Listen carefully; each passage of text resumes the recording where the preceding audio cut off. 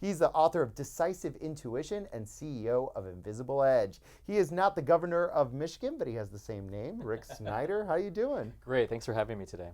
Good to see you, Rick. Rick, the invisible edge seems to be about how do you dig into your sense of intuition and purpose to figure out how to succeed in work or business. I'm curious about your story. How did you find your sense of purpose by listening to your intuition?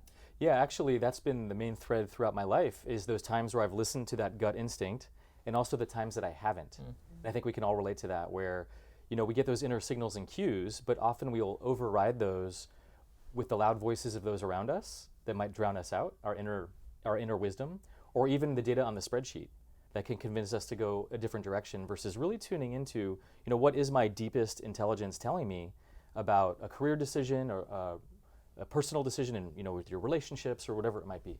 So let's talk about interpersonal dynamics, right? Body language, right? If I'm like this, I don't want to talk to you, Rick, right? How does this play a role in everything that you write about? Yeah, that's a huge piece. We talk about the 3 dimensions of intuition, and one of them is social intuition. So it really is that interpersonal dynamic that you just mentioned. So you know what I'm thinking right now, Rick? Not necessarily. No, not necessarily. He's a mind reader. Well, as you're saying, we express 80% of our communication non-verbally, right? So some of that is our posture, but it's also our tone, our cadence, our rhythm, how we show up, in a business meeting, or how we don't show up, or what we're not talking about. Poopy face? Poopy face, smiley poopy face. So that's so amazing when you can actually train business people how to actually read this out in a meeting or in a strategy session or on a sales call.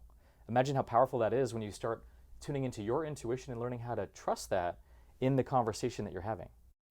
How do you know when your intuition's wrong? Because my intuition sometimes leads me the wrong way. So how do I learn, especially when I'm driving? I'm always wrong, whatever. So maybe I should just go the opposite of whatever my intuition tells me. It's a great question, and part of it is actually looking at what am I actually calling my intuition?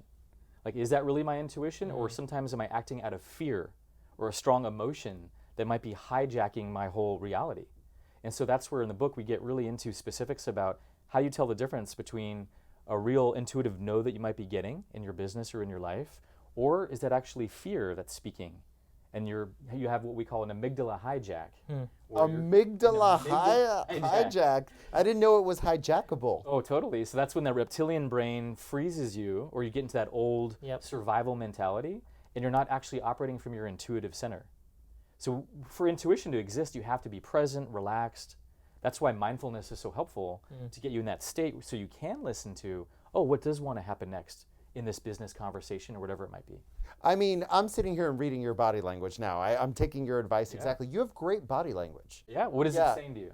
Open, comfortable, knowledgeable, etc. What's small tips for the people out there to improve their body language? Yeah, I think the number one thing is actually the breath.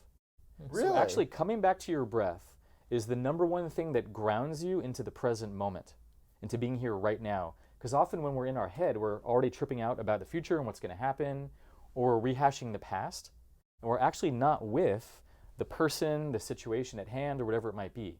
So I think the number one way is just really slow down your breathing, which is so hard to do in New York or anywhere in the world, right, in today's world. I feel like we forget to breathe half the time. 100%.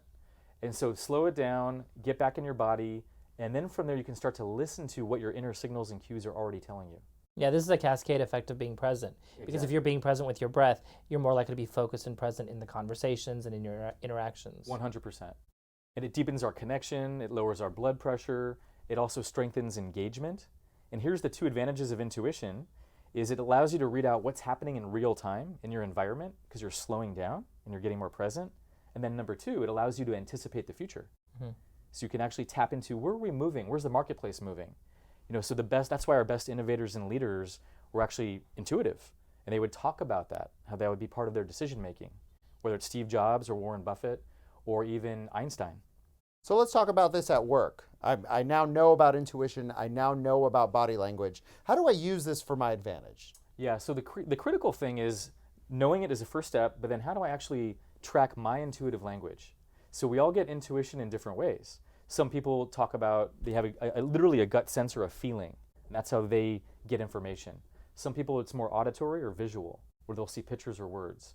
Sometimes I interviewed entrepreneurs who would have intuitive insights through their dream states, because that's also where our subconscious mind speaks to us.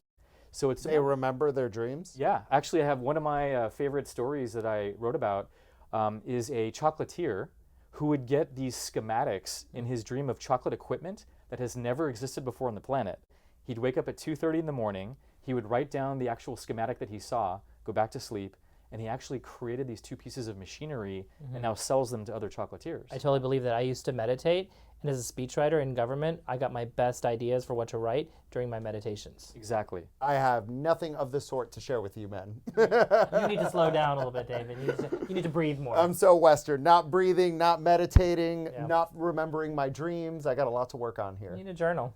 So, before you leave, we want to know, what's your advice for young people? You're just getting started in the workplace. You just graduated from college. How do you use intuition to your advantage when you're new? Yeah, I think being new, there's so much pressure to conform to the company culture and to policies. And of course, you have to blend in.